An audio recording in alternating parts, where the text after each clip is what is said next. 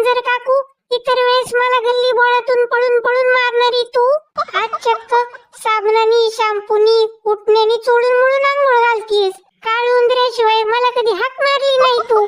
आज तुझं एवढं प्रेम का तू चाललंय ग?